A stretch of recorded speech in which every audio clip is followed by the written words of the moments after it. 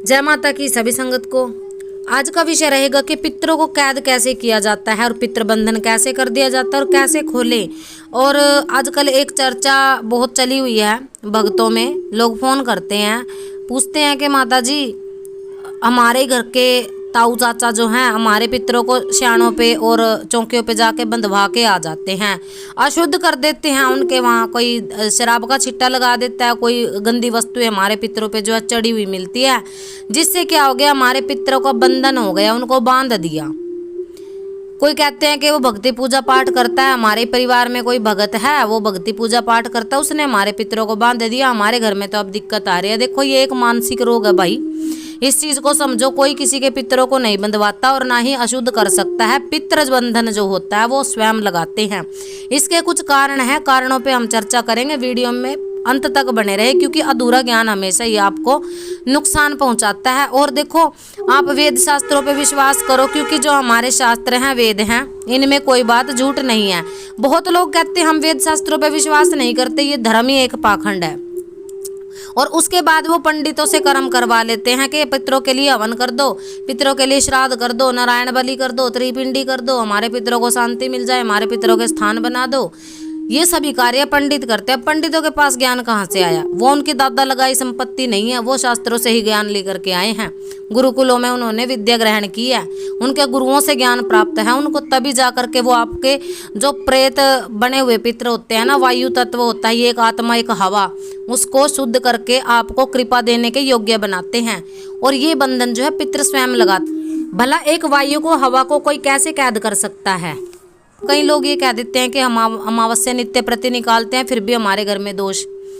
तो दोष के क्यों? कि जो बड़े पितर थे आपके, 2 थे, 1 था या 3 थे, उसके बाद आपकी दादा परदादा के समय से वो पितर पूज रहे हैं, आप उन्हीं को पूजे जा रहे हो, उन्हीं को पूजे जा रहे हो।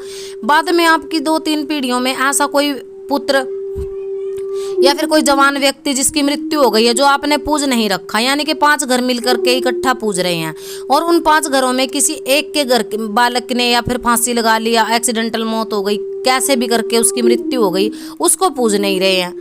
वो क्या करेगा? वो आपके जो है पितरों को, यानी कि आपकी जो पूजा पाठ है ना, पितरों के तक पहुंचने नहीं देगा। अब पितर उसको क्यों नहीं रोकेंगे, क्यों आपको कृपा नहीं देते? क्योंकि वो भी उस कल का वंशज है। वो पितरों को साक्षात बोलता है, जब आप भी इस प्रेत योनि में भटक रहे थे तो आपको भी स्थान दिया गया, तो मुझे भी स्थान चाहिए। सीधी सी बात है। या फिर मुझे पूजा पाठ मिले, या फिर मुझे खाना मिले, मेरे लिए भी कोई कर्म हो, मेरे भी मुक्ति के रास्ते खुले। तो वो उनको इसलिए नहीं हटाते, पितृ स्वयं बंधन लगा लेते हैं। कब, क्यों ये बंधन लगता है? कि जब तक आप उसके लिए कोई कर्म नहीं करते, आपके पितर आपका कभी साथ नहीं देते। इसलिए लोग कहते हैं कि हर अमावस्या निकालने के बाद भी हम दुखी हैं, पितरों के कपड़े देने के बाद भी हम दुखी हैं। तो इस चीज़ को मानना पड़ेगा आपको। और ये चीज़ ना मार्कंडेय पुराण में, गरुड़ पुराण में आपको साक्षात दिखेगी कि जिस पुत्र की अपने पिता से ना बनती हो, अपने पिता से वो बदतमीजी से बात करता हो, यानी कि चिड़चिड़ा स्वभाव उसका रहता हो, कि जिस व्यक्ति की अपनी औरत से ना बनती, औरत होने के बाद भी उसकी आसक्ति जो है पराई औरतों में रहती है, और जिस व्यक्ति की बुद्धि हमेशा ही खराब रहती है, यानी कि बंधु बांधवों को देख के वो चिढ़ता ही रहता है, उसकी कभी घर परिवार में किसी से नहीं बनती, मांस इत्यादि का प्रयोग करता है, तामसिक वस्तुओं का सेवन करता है, भगवान में जिसकी श्रद्धा नहीं होती कि हम तो भगवान को ही नहीं मानेंगे, वो व्यक्ति 100 की 100 प्रेत बाधा से पीड़ित है। ये बात आप मार्कंडेय पुराण में पढ़िए, हम पे यकीन मत कीजिए।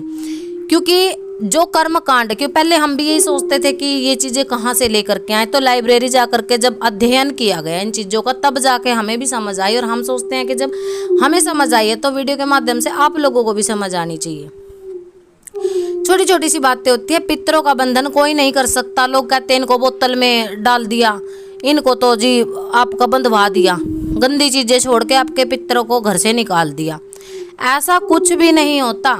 पितृ और कुलदेवी स्वयं ही बंधन मारते हैं। कब बंधन मारते हैं? जब आप उनके निमित्त कर्म नहीं करते, आप कुछ ना कुछ उनकी बोली कबूली कर लेते हो, वो कार्य आपका बन जाता है। आपका इतना सामर्थ्य नहीं होता कि अब उस जो मन्नत मांगी थी उसको आप चढ़ा करके आओ, कढ़ाई को चढ़ा के आओ, रुष्ट होकर के बंधन लगा लेते हैं, और आपकी कोई भी जो पूजा पाठ है ना वो उसको स्वीकार नहीं करते। अब आप दुखी होकर के क्या सोचते हो, मैं किसी शाणे की चौकी पे, किसी भगत की चौकी पे जाके अपने घर की दिखवा लूं, तो वो भक्त क्या करता है, अपनी शक्ति के माध्यम से उनको मनाता है। इसलिए आपको 10 दिन, महीना, 6 महीना आराम रहता है और उसके बाद फिर आपकी वही स्थिति हो जाती है। आप सोचते हैं मैं फलाने भगत पे गया था, उसने मेरे को इतना आराम कर दिया था, उसके बाद मेरी फिर से वही स्थिति। क्यों? क्योंकि वो उसने अपनी शक्ति से उनको मना तो लिया और आपको रास्ता भी खोला कि आपके घर में ये चीज़ है भैया, इसका इलाज करवाओ, इसके नाम का पाठ करवाओ, कर्म करवाओ, या इनकी कढ़ाई जो रुकी हुई है दो। वो नहीं देते हैं, वो फिर तीसरे भगत के पास चले जाते हैं। ऐसे जा करके अपनी शक्तियों को छिड़ देते हैं, बिल्कुल उनको रुष्ट बना देते हैं, यानी कि छेड़ देते हैं उनको। अब वो आपका साथ नहीं देते हैं, ये 100% सच्चाई है।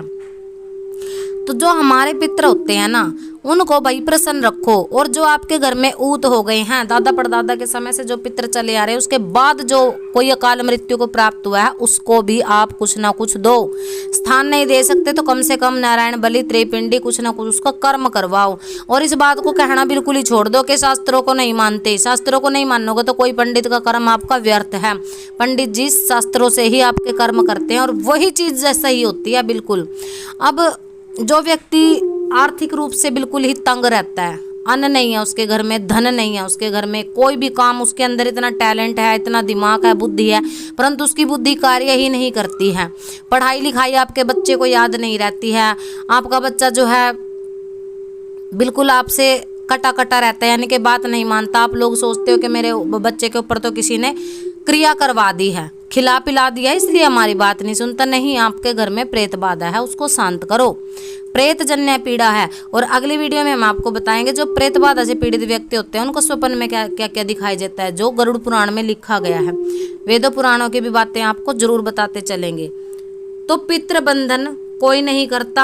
लोग ये गलत आपको जानकारियां देते हैं कि मांस इत्यादि चढ़ाने से, श्राप इत्यादि चढ़ाने से आपके पितरों को बंधवा दिया जाता है। नहीं, आपके पितर स्वयं बंधन मारते हैं। उनको पूजा करिए, पाठ करिए, सही विधान से पूजिए। आप महीने में एक बार उनको भोग दीजिए, रोजाना भोग देने की जरूरत नहीं होती।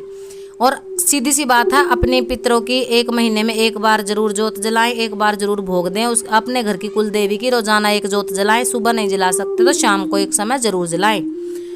तो इस प्रकार से कर देते हैं। और ये भ्रम जो आपके अंदर डाला जा रहा है कि आप ही के परिवार का, आप ही के घर का, आप ही का पड़ोसी चाचा का जो है जाकर के पितरों को बंधवा रहा है, इस भ्रम से निकलो भाई। लड़ाई झगड़े बंद करो, ये बिल्कुल ही गलत बात होती है। सियाने अपना पैर ऊपर करने के लिए आप लोगों को भटका देते हैं। इन चीजों से बाहर निकलो। आप पढ़े लिखे जनता हो, पढ़ो, लाइब्रेरी जाओ, वेद पढ़ो, शास्त्र पढ़ो। आपको नहीं ज्ञान है ना किस शास्त्र में, वेद में है, तो छोटी छोटी वीडियो के माध्यम से जानकारी हम लोग देंगे कि आप इस पुराण को, इस शास्त्र को पढ़ो। क्योंकि जब आप स्वयं पढ़ेंगे तो आपके अंदर ज्ञान का संचार होगा। और ज्ञान ऐसी चीज होती है जो आपको कभी भी दुखी नहीं होने देती और कोई भी मूर्ख व्यक्ति आपका मूर्ख नहीं बना सकता।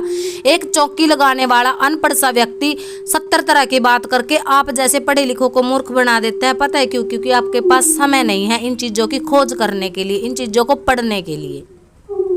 जिस दिन आपने कोई गुरु धारण करके अपने देवी पितरों को मना लिया और जिस दिन आप ये खोज करने निकल गए, जिस दिन आपने वेदों को, शास्त्रों को पढ़ना शुरू किया, उन पे विश्वास करना शुरू किया, आपके अंतर्मन की दृष्टि खुल जाएगी और आप किसी भी झूठ बोलने वाले भगत पे, झूठ बोलने वाले सियाने पे, तांत्रिक पे विश्वास नहीं करोगे। सभी को